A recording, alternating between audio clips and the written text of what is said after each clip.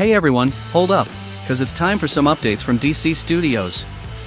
James Gunn just dropped 17 huge updates for the press in the last few days, and I'm gonna break it all down for you in this video. We've got new animated series confirmed, movie updates, live action shows, and how the planning for DC Studios will unfold in the next few years. This video is packed, and I've divided it by categories to make it easy to follow. Just check out the red bar below the video.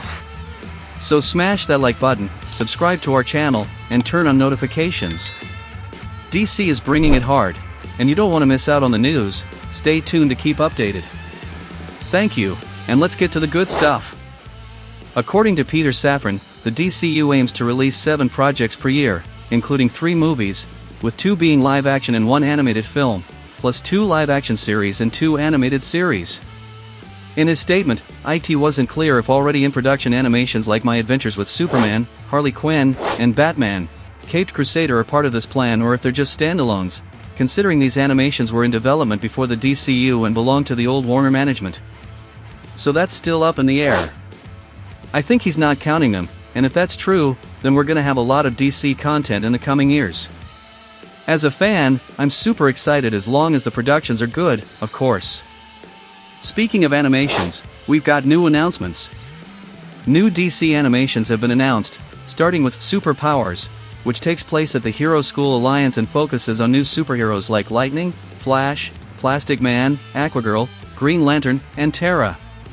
There's also a series animated about Starfire, where we'll follow her adventures as she uses an old spaceship on her home planet Tamaran to escape and explore the stars.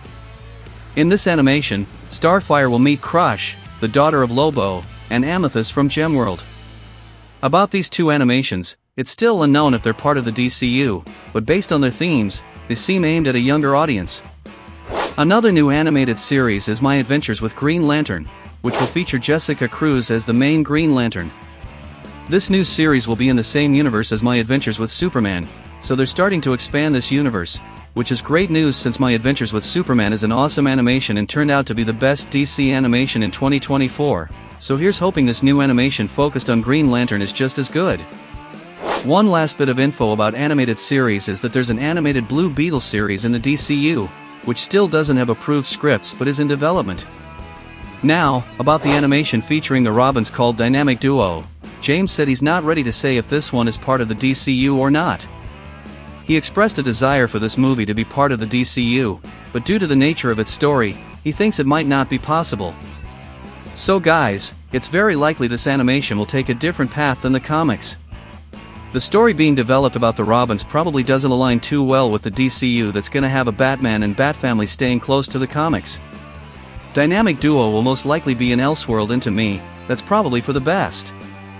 Moving on to live-action series, the Amazon series titled Paradise Lost got revealed, and James Gunn shared this. The Paradise Lost series is still an essential part of the universe, and we're working intensely on it. The project is moving forward and the pilot script is being written right now. This news isn't super exciting, though, because it's gonna be a while before we see anything related to Wonder Woman, since there's nothing else announced except for this series. But I hope this show delivers the origin of Wonder Woman in the DCU and that we can finally see more future projects involving her. Moving on, the 2nd season of Peacemaker will drop in August 2025. The Amanda Waller series is in development but faced development issues due to the actor and writer strikes that happened in the past. Also, Lanterns will premiere in 2026, and as for the Booster Gold series, it lost its showrunner, which affected the show's development, but they've got another showrunner on the project now. Now on to film updates. James Gunn and Peter Safran confirmed the Sergeant Rock movie. They announced Luca Guadagnino as the director, and production is set to start filming in summer 2025. But first, they're looking for a big-name actor to star in it. About Swamp Thing, the DC Studios CEOs noted that James Mangold is currently the key player, as he needs to deliver the script before the project can move forward. So, Swamp Thing is gonna take some time, folks. It'll be a very personal project for James Mangold, but until he hands in that script, the movie won't get the green light. James Gunn also confirmed we're getting a Teen Titans movie in the DCU. Ana Nogueira, who wrote the script for Supergirl, Woman of Tomorrow, is working on the Teen Titans scripts, and her work has received a lot of praise from James Gunn. Now about the Authority movie, this is a trickier situation, as the film's production has been paused. DC Studios wants a big movie featuring this group, and it has to be done right. Some elements from the Superman movie or other accelerated projects might impact the Authority film. This project is the most affected due to various issues that have come up. The film is not cancelled, but the script hasn't advanced. So unfortunately, the Authority won't be hitting theaters anytime soon. It seems like James Gunn wasn't impressed with the script he received, which is why he didn't give it the green light, since this movie was announced 2 years ago in a big initial reveal of the DCU. Moving on to the Bane and Deathstroke movie, James Gunn said Matthew Orton is writing the script, so yes, folks, this project is real and it's gonna happen. In my opinion, out of all the projects so far, this is the one I'm least excited about, and as of now, there haven't been any reveals about the story of this movie. The Clayface movie is set to start filming in summer 2025. Peter Safran said, "Clayface is a body horror film that reveals a convincing origin for a classic Batman villain, and we added it to the lineup based on the script by the exceptional Mike Flanagan." Peter Safran also classified the Clayface movie as experimental, as it won't be a traditional superhero movie but something more indie and horror-oriented.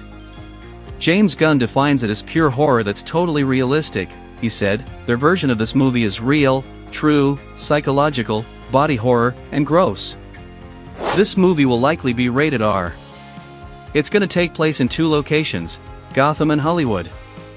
This makes sense for the likely absence of Batman, or if he does make an appearance, it'll most likely be in a specific scene. Reminds me a bit of the One Bad Day comic." Batman's appearance in the movie isn't confirmed, but James Gunn did say in this interview that nothing's stopping Batman from showing up for a cameo in another film even if Brave and the Bold hasn't been released yet. Also, there's no actor confirmed, and among all the confirmed productions in the DCU, this one has the highest chance of Batman showing up. Clayface hits theaters on September 11, 2026. Now on to Batman stuff. Regarding the Batman Part 2, James Gunn said the script isn't finalized yet, but he's seen some parts of Matt Reeves' script and really liked it. James also stated that filming is expected to start at the end of 2025 in winter, which means we'll see Gotham in the snow again. Batman Returns is the live-action Christmas movie for The Dark Knight, but it seems like the Batman Part 2 also takes place around the time, coinciding with the end of The Penguin, which wrapped up close to Christmas. But the most interesting thing about these confirmations is that Peter Safran confirmed that Matt Reeves' Batman films are a trilogy, and that wasn't officially confirmed until now. The script is taking time, but if it's a level above the first film or even better, the wait will be worth it. And still on the Batman front, James Gunn confirmed once again that the Batman is not part of the DCU. So yeah, guys, once again, James Gunn was asked about this, and by his tone, he seemed a bit irritated having to repeat himself. I even dropped a video on this channel discussing this topic, along with Matt Reeves' words on it. Click on the card that's popping up on your screen now to check it out. James Gunn mentioned that when he and Peter Safran came on board DC Studios, they considered all the options, including having Robert Pattinson's Batman in the DCU and Grant Gustin, who played the Flash in the CW series as the DCU Flash, but that idea was scrapped. So yep, it's official, the Batman is Elseworld, and the Batman in the DCU will be played by a different actor. Switching from one Batman to another, let's talk about Batman, Brave and the Bold. Peter Safran said Andy Muschietti will receive the script once it's ready, and James Gunn confirmed there's a writer working on the Brave and the Bold script right now, and he's keeping a close eye on the development to make sure it flows with his vision for the DCU. James didn't reveal who the writer is, just that the script is in the works and he's supervising it. Some people online have speculated that James Gunn might be writing the movie himself and didn't say so to avoid pressure. Even if it's not him, I think not revealing the name was for that reason. We're talking about DCU's Batman here, so obviously, there's a lot of pressure on everyone involved. Everyone wants this movie to be amazing and without errors. Even with critics of the character, we're talking Batman here, and pressure always runs high when it comes to any Batman project.